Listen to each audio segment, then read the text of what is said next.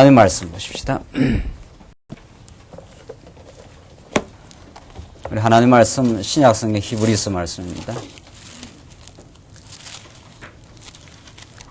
히브리서 12장 4절 말씀입니다.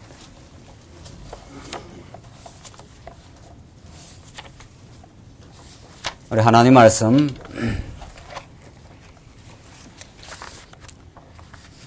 신약성경입니다. 신약성경 히브리서 12장 4절 말씀입니다.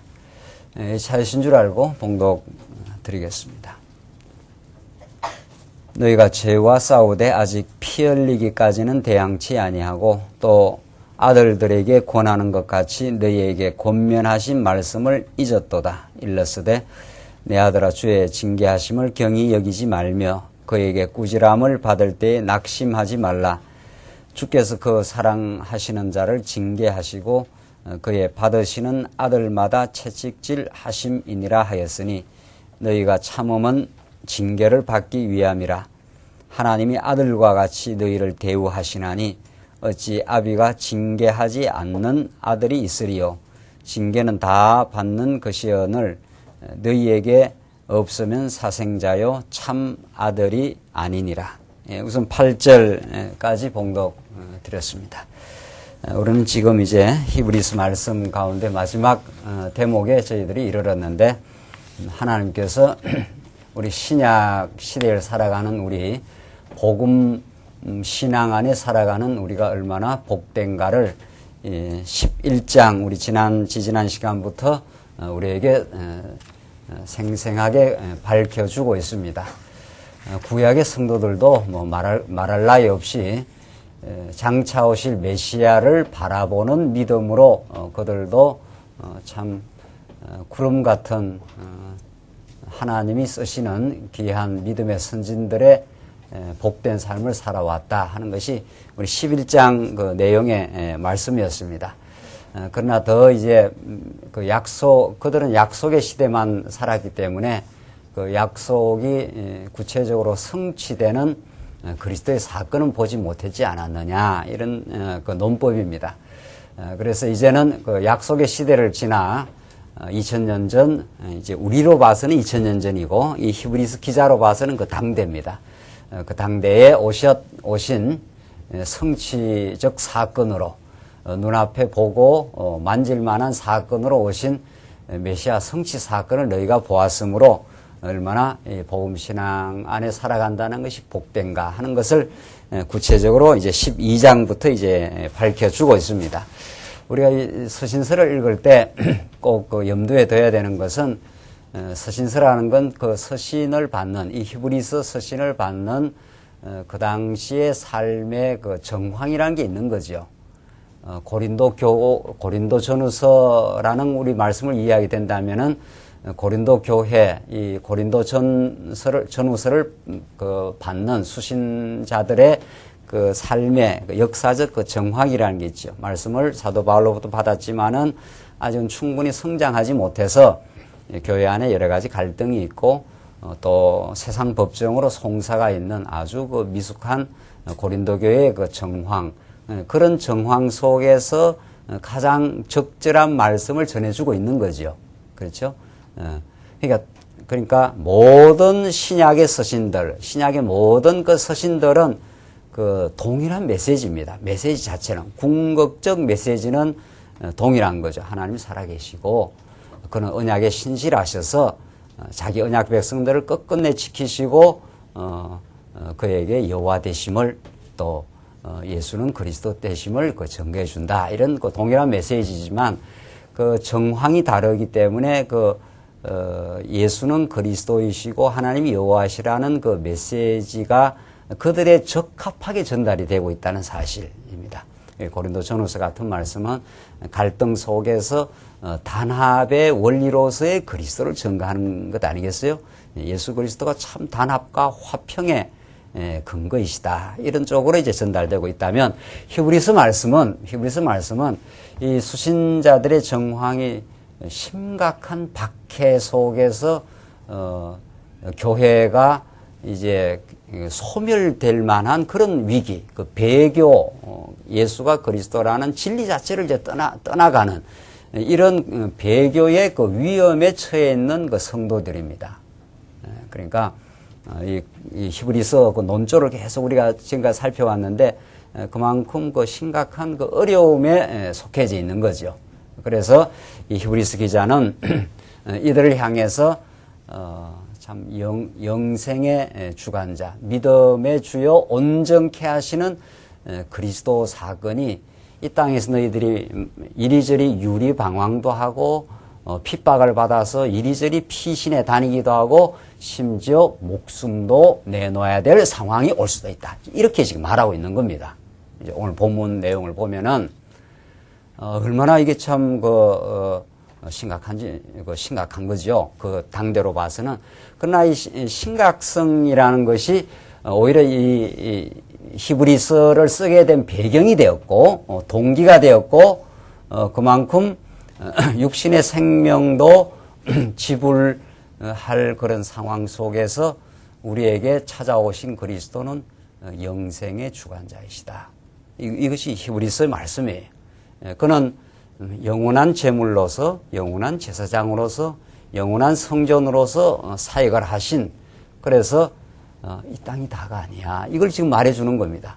영원한 우리에게 생명과 우리가 마침내 다다라야 될 그 영원한 도성으로 우리를 인도해 가는 가운데 우리에게 얼마나 놀라운 은혜를, 생명을 베풀어 주셨는가 하는 것에 포인트를 맞추면서 지금 어려움을 이겨낼 것을 그렇게 가르쳐 줍니다. 오늘 4절 보시면은 우리 지난 시간 12장 앞부분에서 인내로서 경주하며 예수를 바라보라, 이런 말이 우리 지난 시간 우리 살핀 내용이죠. 그러니까 하나님께서 언약대로 반드시 신실하게 성취하시는 분이신데, 그 언약이 이루어져 가는 과정, 또 언약이 이루어진 이후에 우리의 삶을 계속해서 이끌어가는 과정을 보면은 우리가 하게 되는 것은 우리에게 필요한 것, 또 하나님께서 우리에게 주시는 그 믿음의 구체적인 선물이 그 인내라 하는 것을 밝혀준 거예요. 인내로서 우리 앞에 당한 경주를 경주하며, 이렇게 되어 있거든요. 하나님의 언약이 이루어지는 날까지 우리에게 요구되는 것, 또 우리에게 열매를 맺어 가시는 것은 바로 이 언약이 이루어지는 건 아니니까.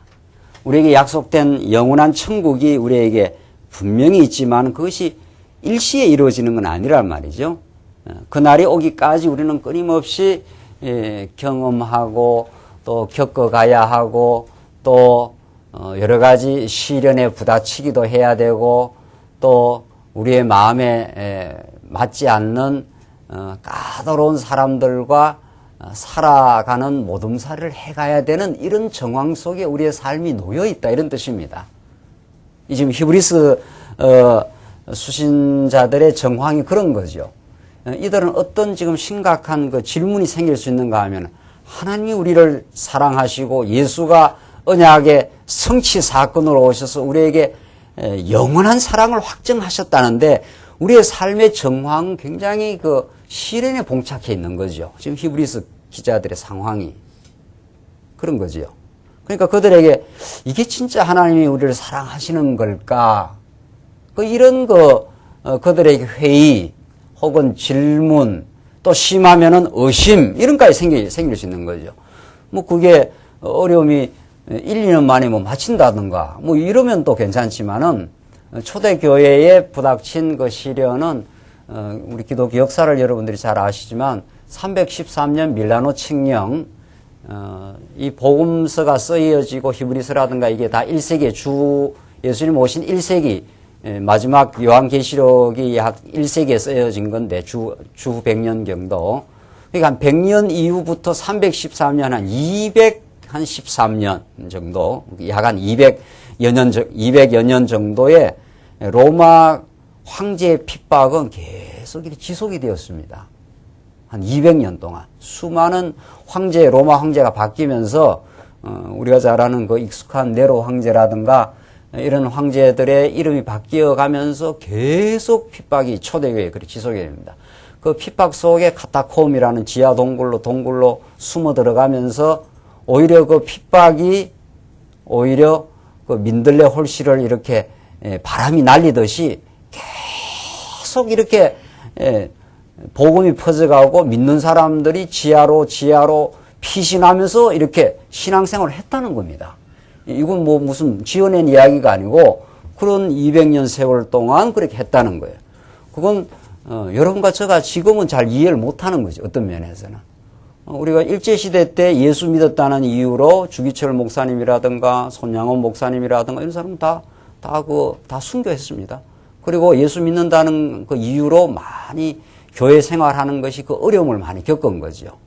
또 아주 지극히 현대사에서 중국 약 한 40년 전 문화대혁명 한 10년 동안 예배당이 다 박살이 나고 교회 지도자들이 순교당하고 옥으로 끌려가고 이리저리 피신하고 그게 10년 세월 동안 문화대혁명 기간 그 아주 최근세사에 있는 일입니다. 그러니까 오늘 이런 히브리서 말씀은 평화시에 우리가 살아가는 우리들에게는 어쩌면 실감이 나지 않을 수가 있어요. 그러나 그런 심각한 박해는 없다 하더라도 사실은 우리의 삶은 따지고 보면은 시련입니다. 광야이기 때문에 목숨을 내놓으라 하는 그런 시련은 없을지라도 순교라고 하는 그런 사태까지는 우리는 가지 않아도 사실은 알고 보면 우리의 삶이 그렇게 호락호락하지 않는 겁니다. 그래서 히브리서의 말씀 우리한테 유효하다 이렇게 되어 있습니다. 그래서 이 당시에 이 히브리서 말씀을 받는 사람들은 굉장히 그 심각한 질문들이 생기는 겁니다. 하나님 우리를 사랑하신다는데, 하나님 우리를 분명하게 인도해 가신다는데 그들이 생각하는 대로 형통하지 않는 거예요. 아주 심각한 시련에 봉착해 있고 로마의 박해가 있고 유대주의자들의 그 도전이 도처에 있기 때문에 굉장히 그 힘든 지경에 있는 거죠. 그러니까 뭐를 이제 히브리서 기자 가르쳐 주는 겁니까? 이 인내의 덕목을 가르쳐 주는 겁니다. 하나님이 살아계신다. 하나님이 너희들에게 어려움을 주신 것은 이유 있는 어려움이고 우리를 하여금 정말 견고한 신앙인으로 그 인내의 아름다운 열매를 맞아 환난은 인내를, 인내는 연단은 우리들에게 소망을. 이 연단이라는 것이 영어로 그 캐릭터로 되어 있는 걸로 봐서 인내를 거쳐야 사람의 성품이 신앙적 성품, 그리스도를 닮아가는 성품이 형성된다 이런 말입니다. 인내의 과정을 거치지 않고 되는 일이 없다 이렇게 되어 있습니다. 여러분들 이 세상의 모든 나름대로 가치로운 전문직의 어떤 일을 보십시오. 신앙을 좀 우리 차치하고라도 나름대로 어떤 가치로운 일을 추구한다고 하는 모든 좀 우리 인생사에서 가치로운 일이라 이렇게 생각하는 일치고 소위 말해서 장인 정신이라고 하기도 하고 그 전문가적 기질이라고 하기도 하고 어떤 영역에서 인류에게 어떤 인생에게 가치로운 일을 한다 이렇게 했을 때 그 일에 인내를 요구하지 않는 일이 없습니다. 룰루랄라 하면서 이 피상적이고 아주 천박한 세속 그런 문화에 우리 현대인들이 우리가 살고 있는데 그런 일이 아니고 적어도 좀 가치롭고 의미 있는 일이고 이 일을 통해서 다른 사람들에게 참된 유익과 봉사의 일을 한다 했을 때는 인내를 요구하지 않는 일이 없습니다. 어떤 일도 한번 보십시오. 심지어 도자기 하나 만드는데도 수많은 반복과 수많은 시행착오와 무수한 그 단련의 과정을 거쳐서 만듭니다. 그 도자기라고 하는 그 예술 작품 하나를 만드는 그 과정도 그 장인들이 어떤 전문적인 일을 할 때 정말 작품다운 작품을 하나 만든다 이렇게 했을 때는 그 무수한 시행착오를 합니다. 여러분들 회사에서도 마찬가지일 거예요. 회사에서도 어떤 제대로 된 전에 지금 있지 않는 어떤 새로운 어떤 창조적인 제품을 하나 만든다 했을 때는 그 연구원들이 달라붙어가지고 그 나로 하는 거 쏘는 거 보십시오. 나로 그거 하나 쏘는데 얼마나 많은 연구원들이 불철주야로 매달려서 연구하고 그걸 쏴서 띄어 올려놓으면은 뭐 우리 한국에 어떤 그 유익이 있지 않겠어요? 그런 거 하나 하는데도 엄청난 공력과 인내와 또 시행착오와, 그렇죠? 뭐 두 번 떨어져가 끝났습니까?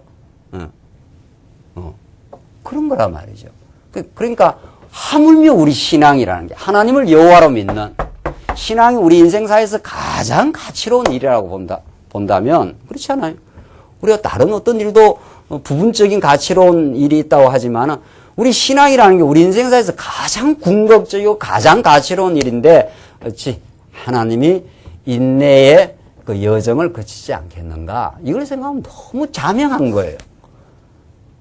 이걸 아주 어려운 박해 가운데 살아가는 그 성도들에게 그 교훈을 주는 겁니다. 이 지금 그 히브리서 기자가 언약의 말씀 가운데 하나님 정말 살아계셔. 살아계신다는 증거를 어떻게 보여줄까 하면은 인내 과정 속에 동참하시고 너를 신앙의 인격으로 키워내고 있는 하나님이시다.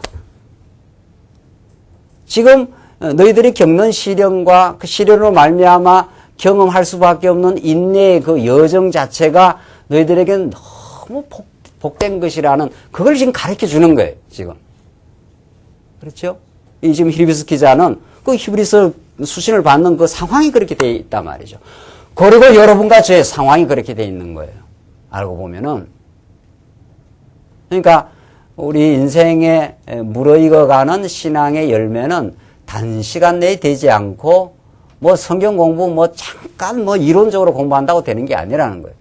하나님 말씀 부단히 배워가면서 부단히 우리의 삶의 관계 속에서 겪어가면서 자기를 돌아보고 또 여전히 말씀을 의지하고 거기서 얻어지는 성찰의 기쁨과 하나님 그리스도를 닮아가게 만들어 가시는 하나님의 역사와 우리의 옛 구습의 견고한 성을 무너뜨려 나가시는 그 아픔의 과정을 겪는다는 거예요.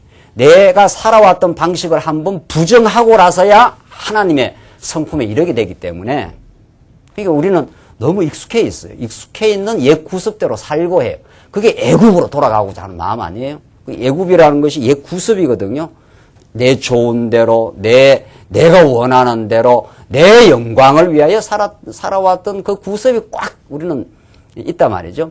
그것을 한번 부정하는 과정을 거쳐 새로운 그리스도의 성품으로 가게 하기 위해서 하나님은 시련을 주신다는 거예요. 본문이 그런 거예요.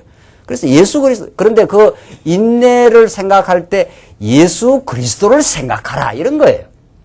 이게 우리에게 모든, 우리 지난 시간에 됐지만은 이 기독교 윤리라는 건, 이 기독교 윤리는 하라. 어떤 근거에서, 이게 이제 기독교 윤리인데, 이건 세속적인 윤리고,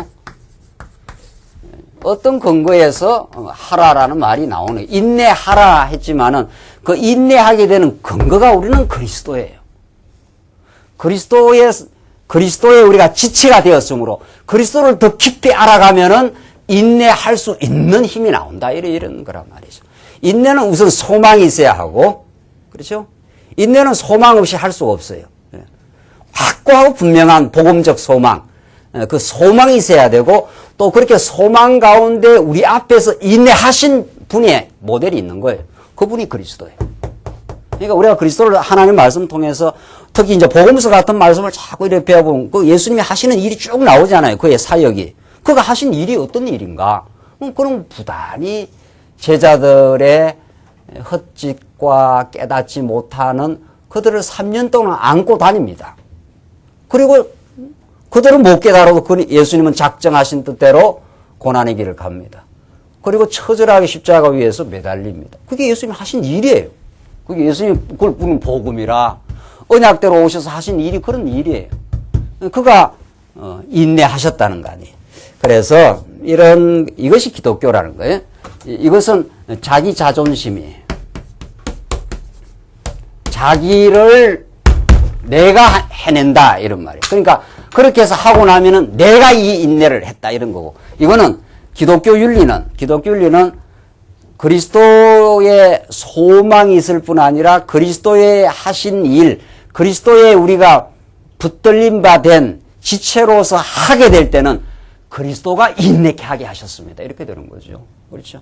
나는 할 수 없었는데 나란 인생은 인내할 수 없는 인생이죠. 그리스도가 하게 하셨습니다.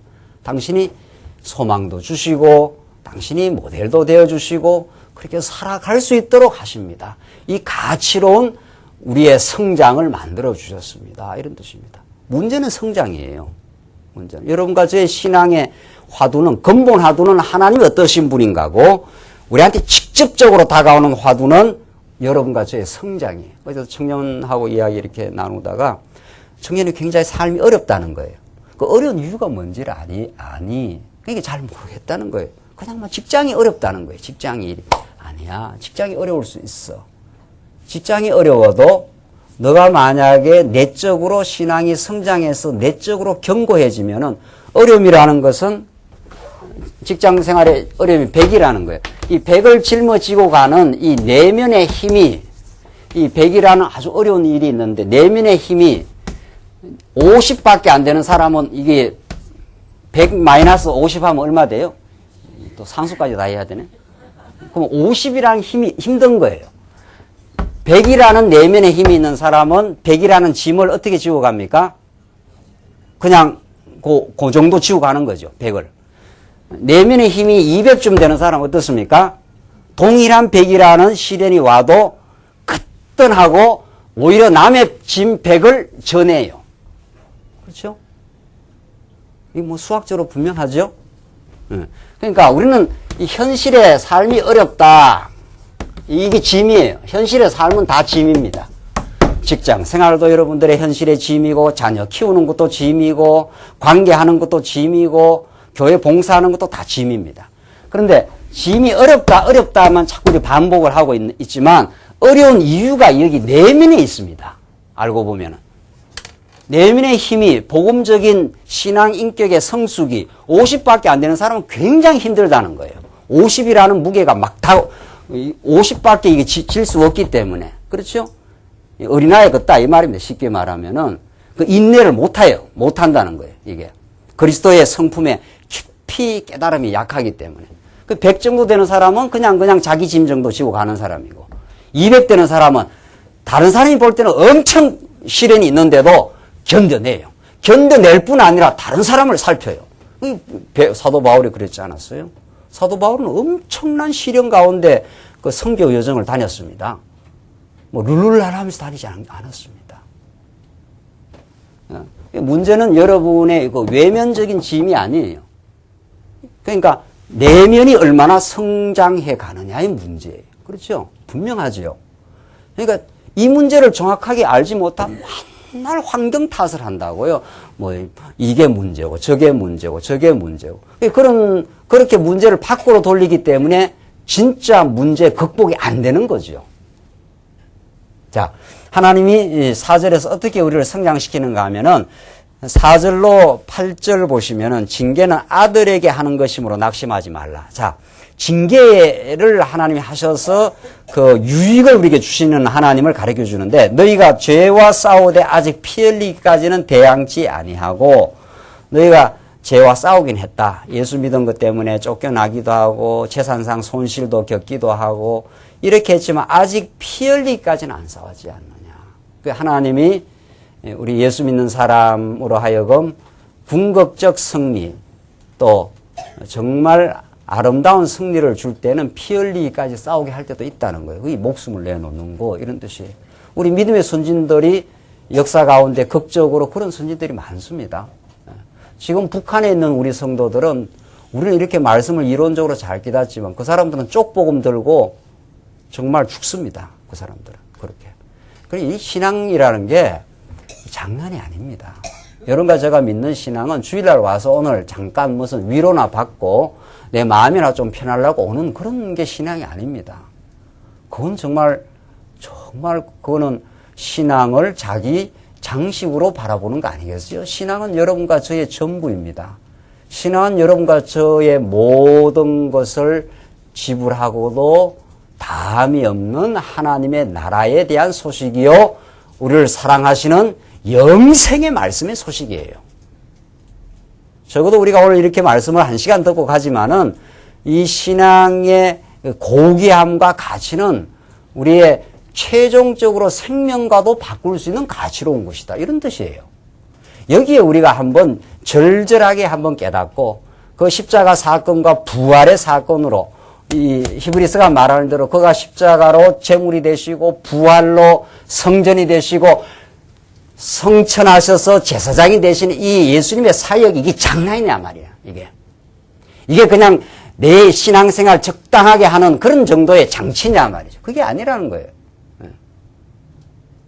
예수 사건은, 예수가 이 땅에 그리스도로 오신 사건은 내 생명을 바꾸고도 넉넉히 남는 가치론이 있다. 이런 것을 지금 말하고 있어요. 우리가 실제 순교는 안 하더라도 이 땅에 또 순교할 일도 없지 않나요? 누가 죽여야 또 순교가 일어나지요. 순교도 하나님이 하게 하신다는 게 그런 뜻입니다. 그래서 적어도 우리 마음 상태는 여러분과 제가 이렇게 말씀 앞에 적어도 설 때는 그 예수 그리스도의 앞에서 고난을 받으시고 십자가에 저주받아 달리신 십자가 앞에 우리가 서게 되면은 우리 신앙은 그냥 그렇게 살 수가 없는 거예요. 신앙은 무슨 주일날 한 번 와서 이렇게 위로의 말씀 듣고 가는 그런 게 아니라 이 말입니다. 내 생명이요, 내 삶의 가치요, 내 전부요. 그분 안에서 내 하는 모든 일이 의미 있으며 이런 우리의 새로운 어떤 깨달음이 생기고 거기에서 진정한 기쁨이 있습니다. 내 삶의 한 부분 정도로 내 삶의 어떤 장식 정도로 생각하면 그만큼 신앙의 기쁨이 없는 거예요. 그렇죠? 신앙은 여러분과 저희 전부 다예요. 예수가 만약 안 왔다면 우리는 어떻게 되는 거냐 말이죠. 그가 십자가에 죽지 않았으면 우리는 어떻게 되는 거냐. 우리는 비참한 인생이에요. 너나 할 것 없이. 다 천박한 현대 사회에 다 희생물들이 되는 거예요. 사람들 만나는 것도 그렇고 다 그냥 이해관계로 만나고 다 적당 이렇게 되는 거예요. 그게 삶이 피상화되는 거예요. 근데 예수는 우리는 그렇게 믿을 수가 없어요. 예수는 우리를 삶을 피상적으로 만들 수가 없어요. 예수는 우리의 생명이요, 우리의 존재의 근거요, 나의 삶의 가치의 근거예요. 내가 가치로운 인생이냐 아니냐는 예수를 믿느냐 안 믿느냐에 달려 있는 거예요. 이게 예수 믿는 거예요. 그러니까 아직 너희가 피 흘리기까지 싸우지 않았지 이런 말이 나오는 거예요. 죽을 수도 있는 거야 이런 거예요. 지금 어렵다고 휘청휘청 하는데 죽을 수 있는 거야 이 말을 지금 하고 있는 거예요. 죽어도 다함이 없는 거야 이런 거예요. 그럼 우리가 평화시에는 이게 느낌이 잘 안 오는 거죠. 자, 우리 평화시에 느낌이 안 온다고 해도 이렇게 가지는 않더라도 우리에게 신앙이라는 것은 얼마나 근본적인 걸 터치하고 있는가 그런 걸 우리가 느낄 수 있는 거죠. 그렇구나. 오늘 이렇게 말씀 듣는 이 시간이 정말 우리 인생의 근본적 가치를 하나님께서 우리에게 새롭게 깨닫게 하시고 내 삶이 얼마나 본질적으로 복된가. 내가 무엇을 해서 복된 게 아니고 내가 이 땅에서 뭘 많이 이루어서 내 인생이 가치로운 게 아니라 그건 다 방편이 아니었던가. 그 이론들 그게 다 영원한 게 있냐. 그 다 하나님 배우라고 이 일도 이루게 하시고 저 일도 경험하게 하시고 그렇게 했는 것 뿐이다. 우리가 정말 이 땅에서 이런 일 저런 일 겪으면서 우리가 추구하고 우리가 인내하여 우리가 추구해 나갈 대상은 우리 하나님 아니시냐. 그분이 우리를 살게 하고 그분이 우리를 사랑하셨지 않느냐. 그 사랑하시는 자 안에서 우리 삶의 가치가 있지 않느냐. 세상 무엇이 그대들을 참 사랑하는 것이 있던가 이런 걸 지금 우리한테 가르쳐 주는 거예요. 우리에게는 부모가 제일 소중한데 일반적으로는 부모도 심지어는 때로는 이해관계에 매일 수 있는 거예요. 사실은. 그러니까 우리가 적어도 좀 순수한 의미의 부모님의 사랑을 받으면 참 행복하지 않습니까? 그분을 위해서 내가 살고 좋은 일이 있으면 그분에게 보여드리고 싶고 어려운 일이 있으면 그분에게 이야기해서 위로받고 싶고 이런 게 우리를 지지해주고 우리를 사랑해 주시는 분이거든요. 그러니까 여러분의 어떤 친구라든가 여러분의 부모님이라든가 여러분과 저의 존재의 의미는 여러분을 얼마나 순수하게 사랑하는 그 대상 앞에 서봐야 여러분의 가치가 정립이 됩니다. 그런 분이 없다고 생각하면 인생이 너무 허전한 거예요. 누가 우리의 존재, 우리의 어떤 행위 여하와 관계없이 우리를 한결같이 사랑하고 정말 사랑해 주셨고 지금도 그 사랑을 확인해 주시는 분, 그런 분은 예수밖에 없다 이 말 아닙니까? 성경에서. 그런 분을 우리가 깨달아 갈 때 지금 히브리스 기자는 그런 분이 와 있다는 거예요. 그런 분이 있다는 거예요. 그런 분이 너희로 하여금 인내케도 하고 심지어는 피 흘리는 데까지 싸우게도 할 거다. 우리 믿음의 선지자들은 그랬어요. 피 흘리면 죽었어요. 예수 믿고. 그렇게 했다고요. 우리나라에 이 땅에 온 선교사들이 다 대동강변에 피를 뿌렸어요. 그 사람들이. 그래서 여러분과 제가 이렇게 예수를 믿는 거예요. 지금. 그들이 와서 피를 뿌리지 않았으면 우리가 예수를 믿을 수가 없는 거예요. 이렇게 신앙이라는 거는 무슨 수단이 아니에요. 내 행복의 무슨 도구가 아니란 말이죠. 심지어는 죽기까지 한다는 거예요. 죽음이라는 건 다 끝나는 건데, 인생이. 그렇게도 나는 예수를 믿는 걸 포기할 수 없다. 이랬다는 거예요, 신앙인들은. 우리의 하나님 믿음을 준 신앙인들은. 한차 우리 오늘 교회 나온다는 게 얼마나 가치롭고 복된 거냐, 이런 뜻입니다. 그래서 예수 믿음 자체가 최고의 복이에요, 이 땅에. 이 땅에서 안 이루어져도 상관없어. 이런 말이에요. 내가 많이 못 가져도 관계없어. 이런 뜻이에요, 이 말이. 왜 예수 믿고 충만한 기쁨을 못 누릴 이유가 있느냐? 왜 세속주의에 그렇게 휘청휘청할 이유가 없어? 이런 말이에요, 이 말이. 우리들은 죽으라 이런 말이 아니고 죽음을 대가 지불해도 다음없는 가치다. 이런 뜻이에요. 이게 절대적이다. 이 말 아닙니까? 세상의 상대적 가치, 그걸로 너무 휘둘릴 거 없어. 이걸 지금 메시지로 전달해주고 있는 거죠. 그렇죠? 이 본문의 말씀이 여러분과 제가 이렇게 복됩니다. 그렇게 우리는 행복한 자리에 와 있다. 그걸 충만하게 누릴 이유가 있다. 이런 뜻입니다.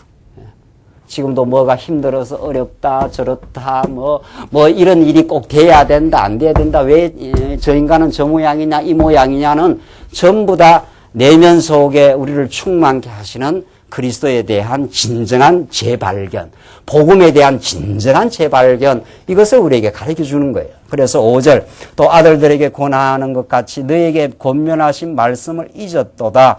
일러서되 내 아들아 주의 징계하심을 경히 여기지 말며 그에게 꾸지람을 받을 때 낙심하지 말라. 주께서 그 사랑하시는 자를 징계하시고 그의 받으시는 아들마다 채찍질 하심이라. 이걸 인용을 하면서 히브리서 기자가 하였으니 너희가 참음은, 인내는 이런 말이죠. 징계를 받기 위함이라. 하나님이 아들과 같이 너희를 뭐라고요? 대우하시나니. 하나님이 아들처럼 우리를 대우한다는 거예요. 참 얼마나 놀랍습니까? 여러분은 여러분의 아들을 최고로 대우하시지요. 그렇지 않습니까? 우리 부모님들은 돈벌이가 그렇게 힘든데도 힘들어도 자기가 먹을 거는 좀 전략을 해도 우리 아들들한테는 최고로 좋은 걸 주려고 그러지 않습니까? 그러니까 그건 우리 한국 여성 엄마들이 더 그런 것 같아요. 엄마들은 옛날의 엄마들, 요새 엄마들은 그런지 안 되는지 잘 모르겠는데 요새 엄마도 그 피가 있겠죠? 요새 옛날 엄마들은 자기는 안 먹고 그냥 조기를 하나 구워도 그냥 남편과 그저 우리 사랑하는 자식들 그거 먹으느라고 야야 나는 조기를 안 좋아한다 이런 말을 했습니다.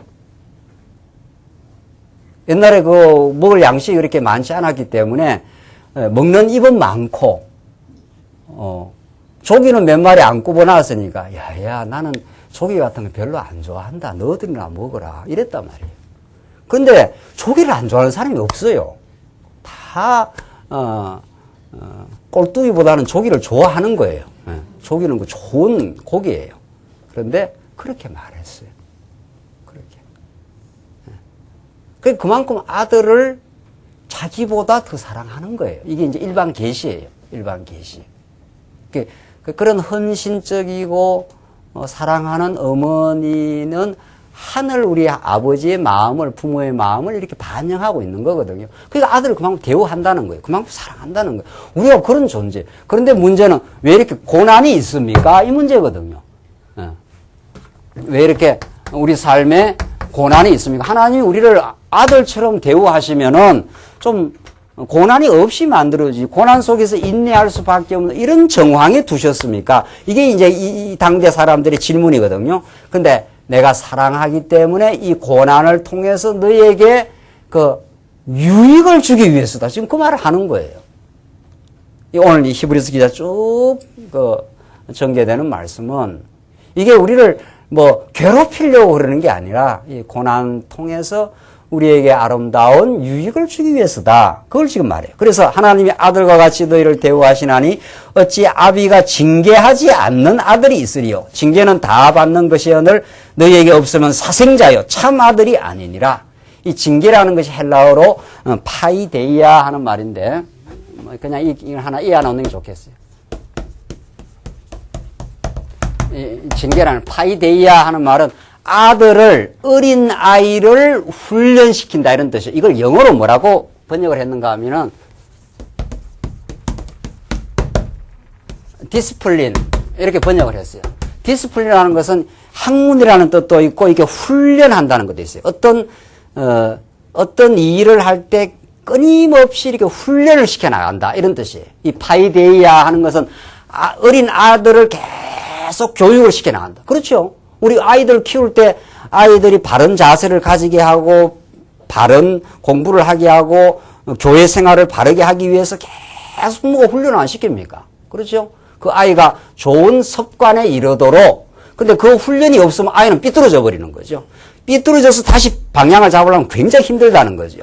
그래서 사랑하는 부모 같으면은 이 훈련 과정을 그걸 기꺼이 시킨다는 거예요.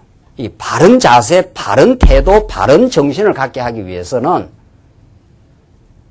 그게 이제 징계의 본래 뜻입니다. 그 왜 그런가 하면은 우리가 모두 애굽에서 나온 사람들이기 때문에 그래요. 애굽에서 나온 사람은 가만히 두면은 자연스럽게 죄악된 죄성의 발로가 나옵니다. 그걸 방향을 받고 하나님 사람으로 만들기 위해서는 불가피한 이 훈련의 과정, 이 훈련이라는 게 힘들다는 거 아니에요, 이게. 그렇죠? 월드컵에서 잘 하려면은, 경기에서 이기려면은, 우리 태극 전사들이 2년 몇 개월을 엄청 뭐를 한다는 겁니까? 말할 수 없는 훈련을 한다는 거예요. 월드컵에 나와서 한 90분 동안 뛰려고, 그 사람들의 그 훈련은 눈물이 겨울 정도로 한다는 거예요. 눈물 겨울 정도로. 그런 훈련을 거치지 않고, 축구공 하나 차는 것도 이렇게 훈련을 그렇게 많이 하는데 말이지. 우리 신앙의 인격으로 자라가는데 하나님이 얼마나 훈련을 시키겠어요. 그렇죠? 그러니까, 이건 정말 하나님이 나를 훈련시켜서 애굽에서 나왔던 죄의 종살이 하던 우리를 멋있는 하나님의 사람으로 탈바꿈하기 위해서는 훈련을 시켜가지고 이 태도가 잘못된 걸 확 바꾸려면은 끊임없이 훈련시킨다는 거예요. 축구공도 수백 번, 수천 번을 차지 않아요. 그래서 박주영이 쫙 그림 같은 프리킥. 월드컵 안 봤습니까? 박주영 요번에 그림같이 골대 옆으로 쫙 들어가는 프리킥이 나오려면은 무수하게 한다는 거예요. 물밑 작업을 엄청 무수하게 훈련을 거쳐야 그런 골이 하나 나오는 거예요. 그래서 하나님이 무수한 삶의 연단 과정을 끊임없이 통과시키면서 하나님이 우리로 하여금 아름다운 이 작품을 지금 이렇게 만들어내고 있는 중이라. 이런 속재미, 이런 기쁨, 이런 정말 하나님의 동행, 이걸 느낄 때 우리는 우리 삶 속에서 하나님 우리와 함께 하신다는 이런 느낌이 있는 거예요. 그러니까 이 내면의 그런 성숙을 느끼지 못하는 사람은 항상 교회 생활이 허전해요. 신앙생활이. 왜? 신앙생활을 외형으로 생각하니까. 무슨 사기를 한다. 해외 선교를 한다. 또 뭡니까? 교회 일 뭐 어떤 거 있어요? 여름 사기에 간다. 뭐 무슨 행사 같은 거 있잖아요. 행사. 또 무슨 행사 있습니까? 재직회를 한다. 뭐 이런 일이 있을 때는 뭐 교회를 하는 것 같다고. 뭐 일이 없으면 좀 허전한 거예요. 안 그렇습니다. 안 그렇습니다. 정말. 그 모든 사경회나 해외 선교회나 뭐 무슨 공부하는 우리가 모임이나 구역 모임이나 이 행사는 전부 이걸 키우기 위해서 하는 거예요. 분명합니까? 하나님을 하나님답게 알고 우리의 신앙을 키우기 위해서 이걸 지금 하고 있는 거라고요. 지금 모든 일. 여러분이 직장에서 어려움을 겪는 거, 병이 들어서 지금 고통을 치르는 거, 이게 전부 하나님이 하시는 일 아닙니까? 하나님이 안 하시는 일이 있습니까? 그 하나님이 우리를 어떻게 하십니까? 언약대로 사랑하는 여호와시죠. 그렇죠? 그 여호와 하나님 우리에게 행하시는 일이 나쁜 일이 있겠습니까? 그러니까 이 지금 히브리서 수신자들이 이게 힘들고 나쁘다고 느껴지는 거예요. 왜 우리가 이렇게 고난을 자꾸 치러야 되느냐 이거예요. 그 하나님은 내가 너를 사생자로 보지 않고 내 사랑하는 아들이기 때문에 훈련을 네가 시키고 있다. 이렇게 하나님의 그 잔잔한 음성이 여러분과 저의 삶 속에 들려오는 겁니다. 오늘 이 말씀을 들었을 때 그렇구나 말이지. 내가 이렇게 지난 주간 이런 일을 겪었는 게 내 내면을 하나님께서 하나님의 사람으로 키우기 위해서 이런 어려운 일들을 겪고 왔구나. 이런 걸 느끼는 거예요. 그게 하나님의 뜻에 부합하는, 하나님의 뜻에 순종하는 이런 삶이에요. 자, 우리가 오늘 이제 말씀을 들었어요. 이제 말씀을 들었단 말이에요. 성경이 이렇게 돼 있더라. 히브리서는 예수님의 신분이요, 예수님의 사역이요, 예수님의 신앙이 우월성으로 돼 있다. 그래서 잘 알아서 뭐 하겠다는 겁니까? 그것도 개론을 보면 다 잘 나와 있어요, 이제. 이렇게. 그런 이론을 몰라서 우리가 이게 지금 오늘 말씀 듣는 게 아니잖아요. 그렇죠? 여러분의 실제 삶 속에 부딪히고 있는 어려움들, 시련들, 이런 것들을 정말 말씀으로, 이런 걸 깨달음을 얻기 위해서, 나를 나되게 하기 위해서 내 내면을 이렇게 키워가기 위한 하나님의 뜻이었구나. 아멘! 이렇게 되는 거예요, 내 삶 속에서. 그 당신은 우리가 이렇게 해석이 안 되고, 당신은 인간이 어떻게 해석이 되겠어요? 막 어려움이라는 건 막 폭우처럼 몰아칩니다. 우리에게 어려움이 올 때는. 하나님은 아주 참 드라마 아닙니까? 우리 인생이 막 폭우처럼 밀려왔다가 또 잔잔한 시간들이 있어요. 그럴 때 생각하라 이 말입니다. 잔잔한 시간이 왔을 때, 이 폭우가 나한테 왜 왔지? 이런 거니 무슨 의미가 있지? 내가 아마 부모를 잘못 만났는가 봐. 이런 소리 하지 마라 이런 말입니다. 내 운명이 꼬였는가 보다. 이런 거는 다 기독교적 세계관에서 해석을 한 게 아니에요. 하나님은 뜻이 있었겠지.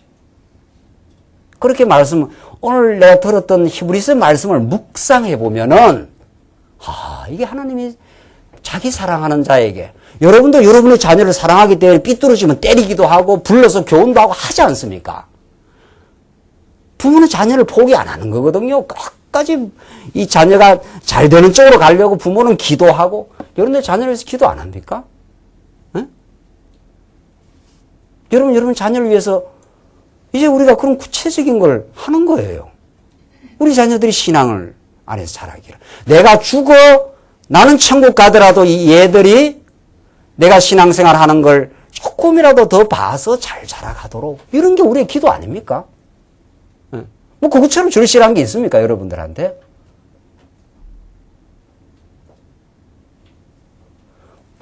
그런 것이 우리의 기도요, 우리의 삶의 절실한 내용들이라면 우리의 신앙이 절실해지지 않을 수가 없는 겁니다. 다 보고 있는 겁니다, 자녀들은. 저 뒤에 저 청년들은 우리 어른들 기성세대의 신앙생활을 다 보고 있는 거예요. 그러니까 이론으로만 가르치지 않습니다, 이제. 그렇게 여러분과 제가 이렇게 살아가는 것을 정말 예수 믿는 게 참 복되다. 참 예수 믿는 게 얼마나 든든한지 모르겠다. 예수 믿고 교회를 섬기는 게 참 기쁩니다. 이런 것이 여러분들의 자녀에게, 우리들의 후진들에게 그게 빛이 되는 거 아닙니까? 그래서 우리가 정말 하나님을 배워가고 내 자신이 성숙해가는 게 화두예요. 이걸 놓을 수 없어요. 이게 우리의 삶에 그게 우리가 언제나 붙들고 전진하는 거예요. 그걸 깨달아가는 사람은 날마다 성장감을 느끼고 날마다 살아있다고 하는 내 신앙이 어떤 외적인 행사의 메인 신앙생활, 껍데기 같은 신앙생활이 아니라 행사를 하든 안 하든 행사를 하면 할수록 좋은 거죠. 그런 사람한테는. 왜? 그 행사가 내한테 유익을 위한, 나를 키워내기 위한 어떤 행사구나 이렇게 느끼니까 말이죠. 그렇죠? 그러니까 즐거운 거예요. 행사가 하도 좋고 행사가 뭐 구체적인 행사가 없어도 나를 지금 일상적 삶 속에서 나를 키워가고 있는 거니까. 그 신앙은 늘 일상 아닙니까? 일상. 최근에 제가 늘 강조하는 대로 신앙생활 특별히 자꾸 하려니까 뭐 특별히 할 게 있습니까? 특별히. 신앙은 날마다 그냥 아주 구체적인 일상생활 속에서 나를 하나님이 뭐하고 계신다? 파이데이아, 징계, 훈련하고 계신다. 이걸 딱 깨달으면 잘 훈련받아야 되겠지. 그래야 내가 월드컵 가서 멋있는 코너킥을 차겠지. 이렇게 되는 거예요. 코너킥 그냥 안 나온단 말이죠. 그러니까 히트나 치려고 하지 말고 히트 같은 건 훈련되면 나오게 돼 있어요. 딱 한번 홈런도 나오고. 근데 홈런이 그래 훈련 없이 홈런이 어떻게 나옵니까? 그냥 우리는 훈련 받고 천국 가는 거예요. 훈련 받고 조금 좀 잘하다가 천국 가는 거예요. 따지고 보면. 얼마나 이게 놀랍고 즐거운 일인지 몰라요. 내가 잘하고 있다는 사실. 내가 그리스도를 향해서 인내가 전날보다 더 많아졌어. 전보다도 훨씬 사람을 받아들이는 수용의 폭이 넓어져서 그건 인내를 거쳐야 넓어집니다. 인내를 못하는 사람은 당장 잘라버리잖아요. 못 봐 옆에 사람이 자기 마음에 안 드는 걸 당장 막 잔소리를 해대거나 이런데 잔소리가 없어졌어.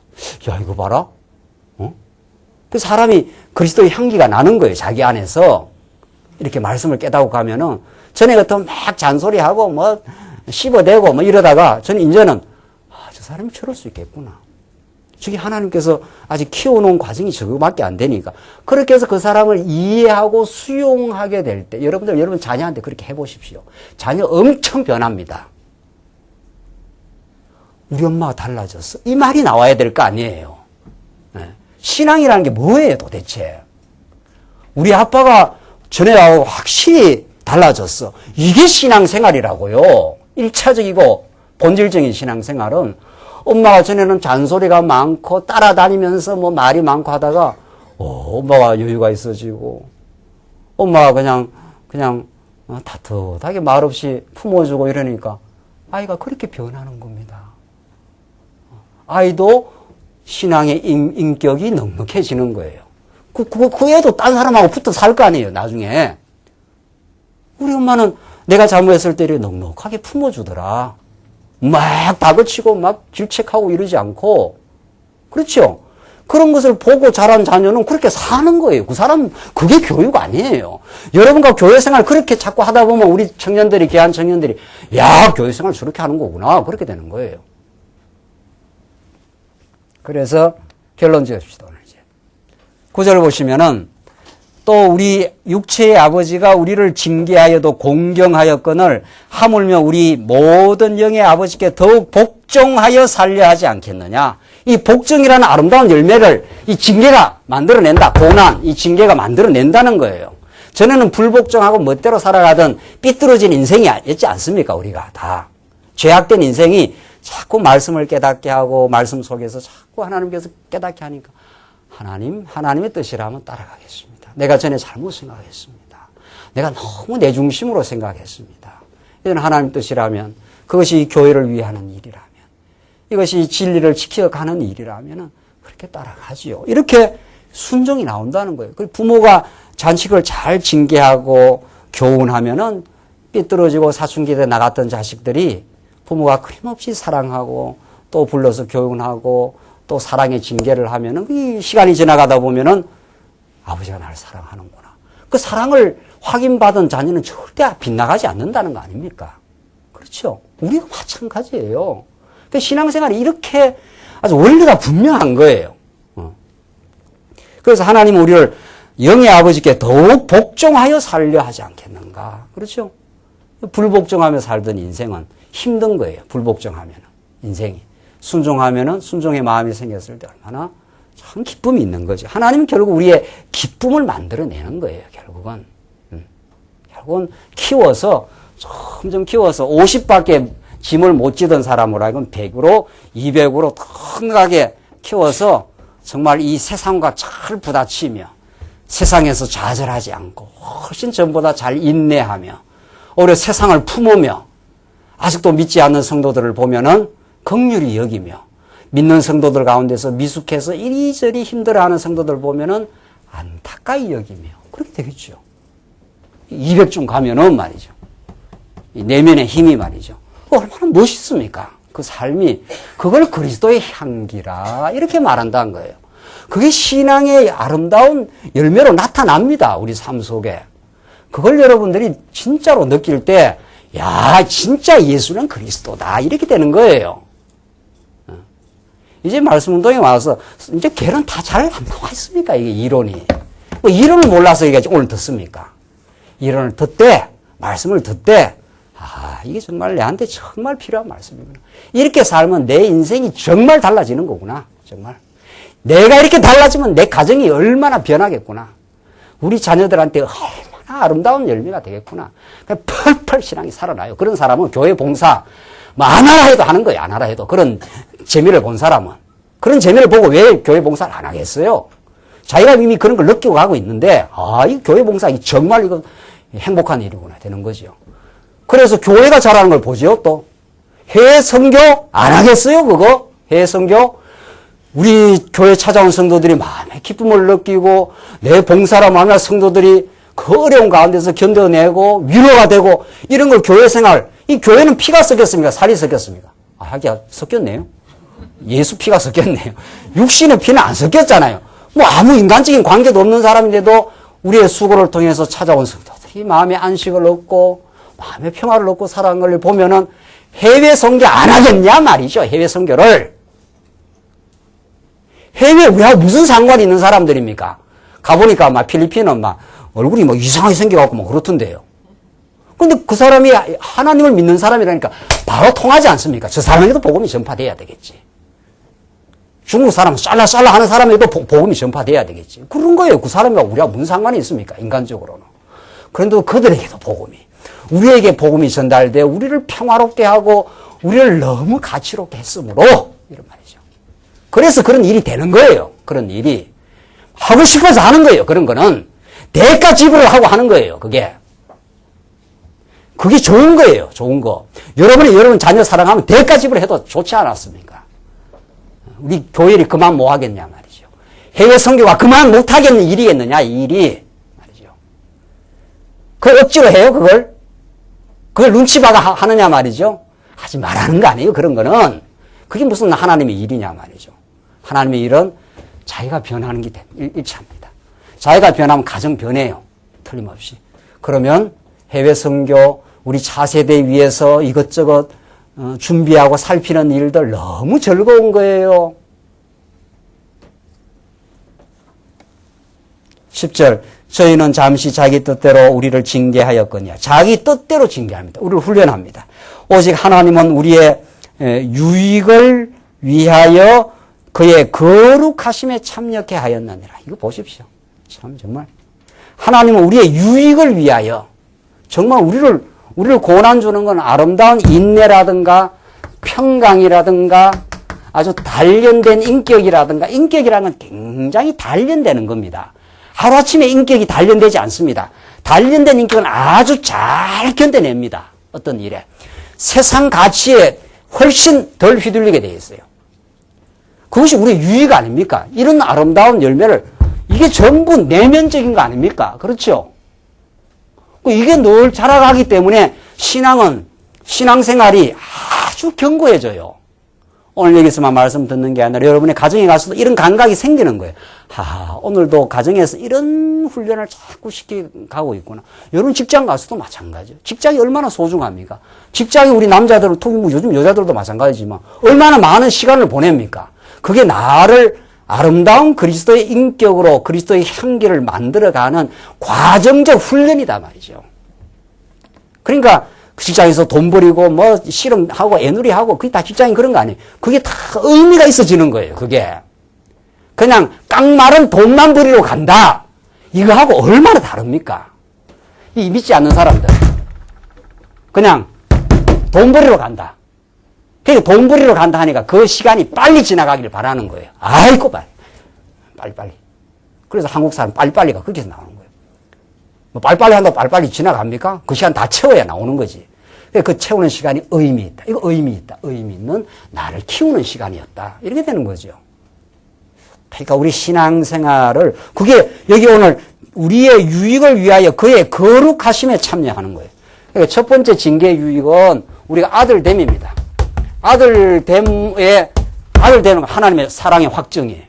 아들이 아니면 징계 안 한다 이 말 아닙니까? 두 번째는 우리를 거룩함에 참여해요. 이게 얼마나 좀 좋은 건지 몰라요. 왜냐하면 우리는 다 과거에 세속적이었거든요. 세속적이라는 건 하나님 중심이 아니에요. 근데 많은 고난을 거쳐가면서 자기가 깨닫습니다. 이거 내가 내 중심으로 사니까 내 삶이 즐겁지 않구나 하는 걸 깨닫게 돼 있어요. 그래서 우리를 징계를 통해서, 훈련을 통해서 거룩하게 만드십니다. 하나님의 거룩하심 형상으로 닮아서 하나님의 뜻을 좋아하고요. 하나님이 싫어하시는 걸 싫어하고요. 그렇죠? 우리의 삶이. 그래. 전에는 하나님 좋아하는 건 싫어하고 하나님이 싫어하는 건 좋아하고 그랬거든요, 우리가. 내 욕망대로 사는 거, 이런 걸 좋아했지 않았어요. 그게 아니구나. 하나님 베풀으신 은혜가 참 크구나. 감사하구나. 감사하고 나니까 아버지가 원하는 게 무엇일까? 우리 아버지가 참으로 기뻐하시는 것이 무엇일까? 이렇게 되는 거예요. 그게 거룩함의 동참. 마지막으로 다음 시간 할까요? 네, 다음 시간. 마지막으로 이제 평강의 열매가 맺힌다. 이렇게 돼 있어요. 마지막에 보면. 예. 다음 시간 우리 이제 하는데, 이게 징계가 만들어, 징계의 성격이요, 징계의 이유입니다. 하나님. 징계하시는 는 사랑하는 자녀야. 사랑하지 않으면 징계 안 해. 자기 아들 아닌데 왜 붙들고 훈계하고 교훈하고 훈련시키겠어? 여러분과 저를 사랑하사 여러분의 제 삶 속에 한결같이 있어온 징계와 훈련들이 있어 왔던 것입니다. 앞으로도 있을 것입니다.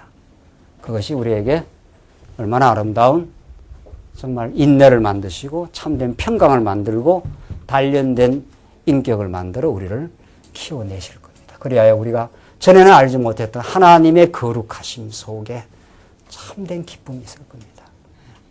그것이 여러분의 주신 참 양식입니다. 기도하십시다. 하나님 아버지 은혜를 감사합니다. 하나님 우리를 사랑하사 우리를 이 거친 세상에 두시고 징계와 훈련을 통해서 우리를 거룩한 자녀로 만들어 가심을 참 감사합니다. 이 징계 속에 우리가 참 기쁨을 누리게 하시옵소서. 그리하여 우리가 이 거친 세상 사는 동안도 하나님의 거룩하심에 참여하여 하나님을 닮아감으로 이 땅에 빛과 소금이 되는 거룩한 인생 되고 교회 되게 하시옵소서. 예수님 이름으로 기도하옵나이다. 아멘.